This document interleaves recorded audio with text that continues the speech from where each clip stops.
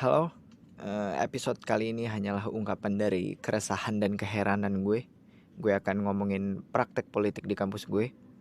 So, this is episode 5 dari Cuma Mau Cerita. Welcome back to my podcast. Gue udah lama banget nggak upload. Dan ini akhirnya gue bisa upload juga sih, thank you banget. Lanjut, sebenarnya banyak banget hal yang bisa diomongin dari politik kampus ya. Tapi kali ini gue akan bercerita tentang kegiatan pemilu yang beberapa bulan lalu dilakukan secara serentak di kampus gue. Dan sebenarnya gue gak ada masalah sama sekali dengan kegiatan pemilu itu, yang biasa disebut pemira kalau di kampus gue.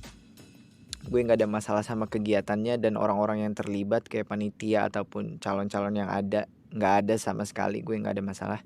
Cuma emang selama kegiatan itu berlangsung, ada beberapa hal yang bikin gue bingung dan mikir gitu. Kayak terutama cara mereka berpolitik di waktu itu. Sebenarnya kayak peristiwa ini tuh lucu banget ya buat gue. Gue ngeliatnya lucu gitu.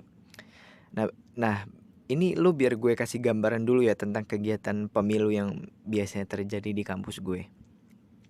Secara singkat, kegiatan pemilu di kampus ini adalah sebuah kegiatan yang cukup besar dan memiliki partisipan yang banyak dan antusias gitu untuk acara ini. Ya sebenarnya wajar sih ya. Namanya juga pemilu ya kan ya. Ya kayak negara aja gitu kalau lagi pemilu. Rame banget gitu kan, kayak sampai-sampai ya semua TV gitu nyiarin tentang pemilu gitu. Dan kegiatan pemilu di kampus ini nih juga kayak di negara gitu, ada KPU dan ada Bawaslu-nya gitu. Kalau kita nyebutnya ada KPM dan BPPM-nya gitu. Nah, karena ini pemilu, pastinya ada partai dan pendukungnya dong, ya kan? Iya nggak sih? Bukan pemilu kalau nggak ada partai. Cina aja yang kayak gitu tetap ada partainya kan, ya walaupun cuma satu sih gitu kan. Nah, di kampus ini juga ada partainya. Ada beberapa partai, namun yang cukup besar emang cuma 2 gitu. BTW, partai ini cuma sebutan gue aja ya. Sebenarnya mereka adalah sebuah organisasi ekstra, organisasi luar kampus. Dan sebenarnya nggak ada kewajiban juga dari kampus, dimana kalau lo mau nyalonin, ya lo harus ikut si organisasi ekstra ini gitu. Nggak ada gitu. Cuma karena mereka ini udah gede banget dan udah lama, mereka jadi ikutan lah ke urusan pemilu ini. Jadi sampai akhirnya jadi kayak budaya gitu, kayak sampai akhirnya jadi kayak hal yang wajib gitu. Sebenarnya nggak wajib gitu. Nah,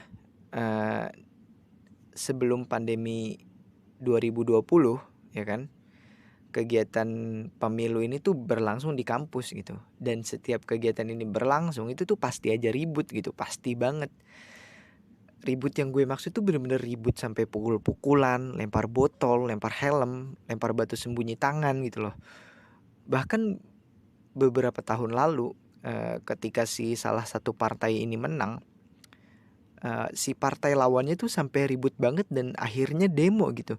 Dan mereka juga akhirnya nyangkut pautin ke masalah rektor yang katanya rektor sogokan gitu dengan tuduhan beli jabatan rektor ke orang Kemenak kalau nggak salah.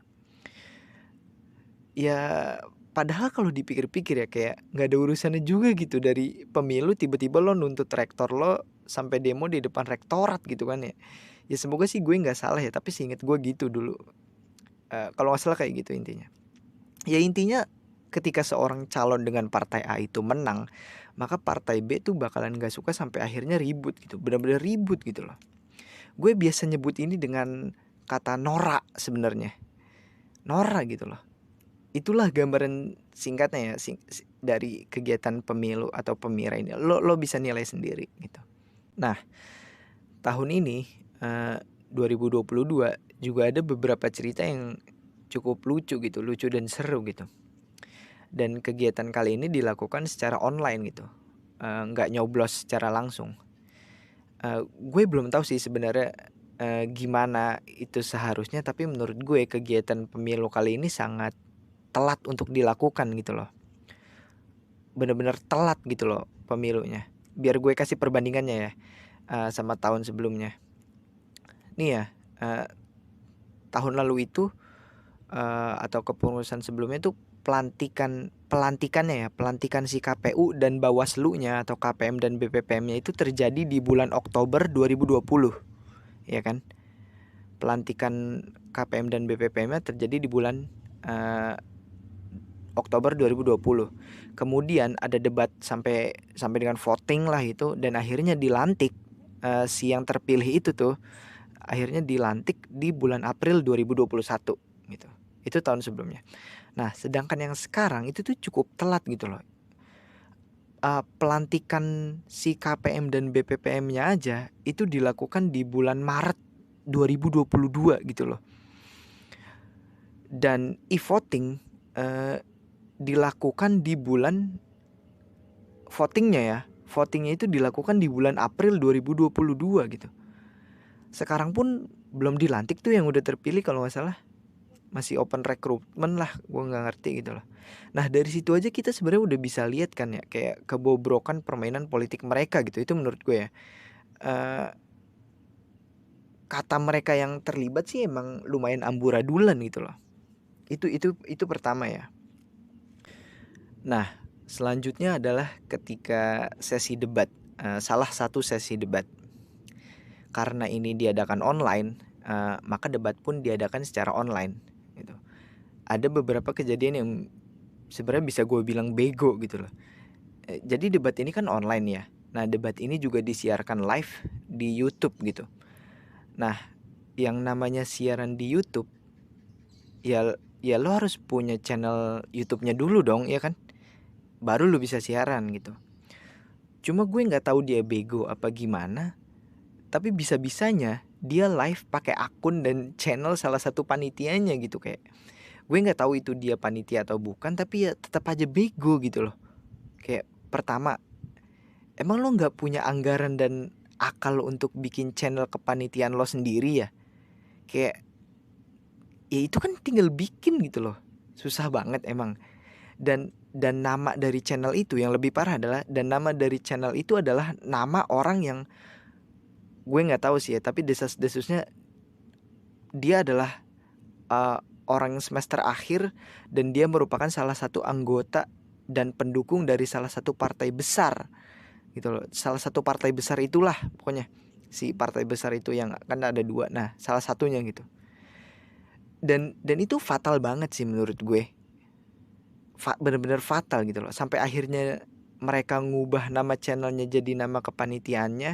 Ya tapi ya tetap aja fatal gitu loh. Karena menurut gue ya, lo sebagai KPU dan Bawaslu tuh ya lo harusnya netral gitu loh. Walaupun mungkin isi orangnya di salah satu, walaupun isi dari KPU dan Bawaslu itu mungkin dari salah satu partai, ya tapi ketika pelaksanaan ya lo nggak boleh sampai nonjolin partai yang lo anut sampai akhirnya menimbulkan asumsi bahwa kegiatan ini ditunggangi dan melakukan praktek korupsi kolusi nepotisme gitu. Kayak aneh, tahu nggak sih? Kayak fuck lah gitu loh buat gue. Dan untuk seukuran mahasiswa ya, menurut gue sih itu fatal banget gitu loh. Karena apa? Karena mereka secara tidak langsung membawa dan mengajarkan praktik politik yang bobrok gitu.